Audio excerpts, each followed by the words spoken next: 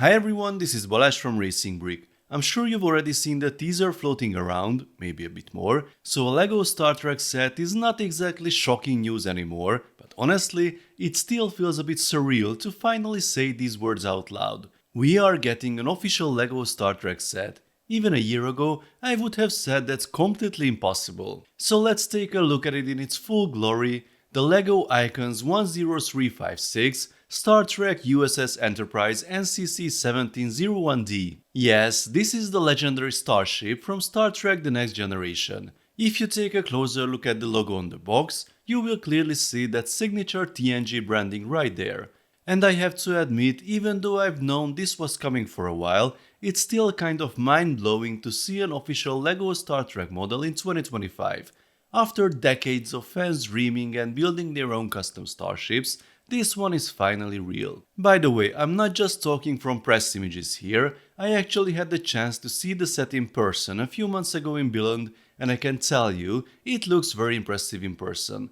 It's much larger and more imposing than I expected, and the designers clearly put a lot of thought into how to make this iconic ship structurally possible in LEGO form. The Enterprise comes with 3600 pieces, it's labeled 18+, which I'm sure will confuse a few LEGO newcomers, and it will be LEGO's big Black Friday release, available from the 28th of November.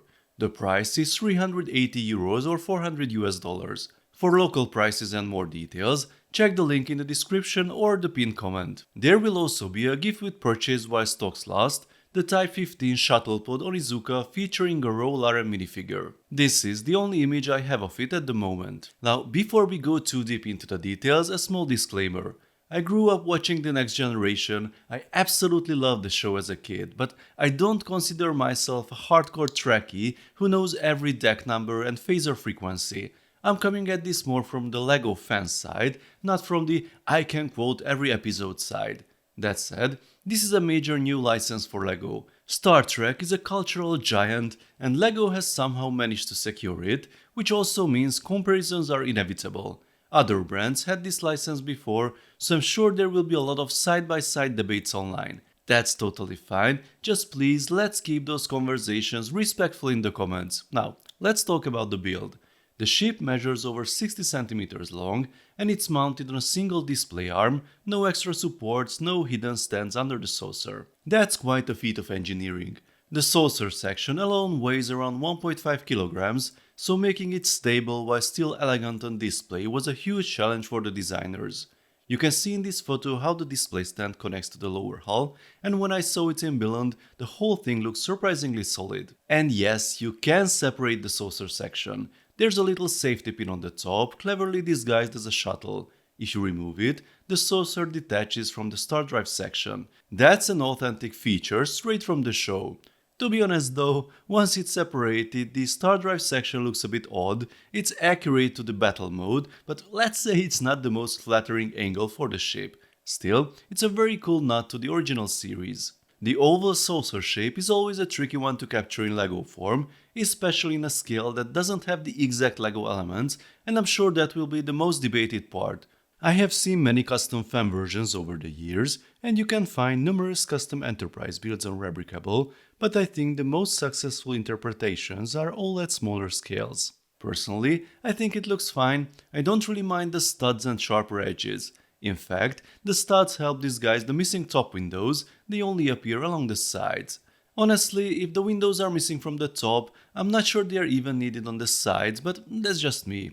The set also introduces two new bow elements to help achieve those tricky curved shapes. They blend in really well, so it's actually hard to spot them at first glance. Let me know in the comments if you can identify which parts they are. The prototypes we see before the official releases often have stickers where prints will later be used, but based on the high-res press photos, it seems many decorations are still stickered, and unfortunately, the light bluish grey background of the stickers doesn't perfectly match the bricks. There are some printed elements though on top, and the deflector dish is also printed, and the graphic designer did a great job making it look like it's glowing. That part works very well. The shaping of the star drive section looks really good to me, and the nacelles are packed with detail. The Bussard collectors at the front use a trans-red recolor of a Super Mario element, which is a clever touch. Unlike most large Star Wars U.S. style models, this one doesn't rely on a Technic skeleton. It's full of advanced building tricks, sideways plate construction, mirrored sections joined in clever ways. This is the part I'm most looking forward to experiencing. The set also includes a display stand for the figures, hopefully with a printed TNG logo, and a plug that is printed for sure. There are 9 minifigures representing the iconic crew, each with their own accessory. There's Geordi LaForge with the engineering field kit, Worf with the phaser, Deanna Troi with the pad, Data with Spot the Cat, Captain Jean-Luc Picard with his Earl Grey tea, Will Riker with a trombone, Guinan with a bottle, Dr. Beverly Crusher with the tricorder, and Wesley Crusher with his portable tractor beam generator. All minifigs have unique printed torsos. Yes, Wesley has his iconic rainbow uniform sweater, and some even feature arm printing, but no leg prints this time. Worf's head and Guinan's head are new molds. This is a substantial display piece packed with cool minifigures. The building experience remains to be seen, but judging by the details, I expect tons of interesting techniques inside, and I honestly can't wait to build it. Personally, I like what I see. Hardcore fans will find inaccuracies or missing details for sure, that's inevitable, but as a LEGO model, it works for me. Price-wise, it fits in the current lineup, and even without building it, I'm pretty confident it offers far better value than the €400 Technic Volvo excavator. Of course, the market will decide if it's worth it. If I had to point out one major disappointment though, it's definitely the stickers. At this level, and for this type of collector-oriented display model, stickers simply shouldn't be there. For playsets, sure, I don't mind. But for something that's meant to be admired and displayed, especially one representing an IP that fans have wanted for decades, it really deserved fully printed details.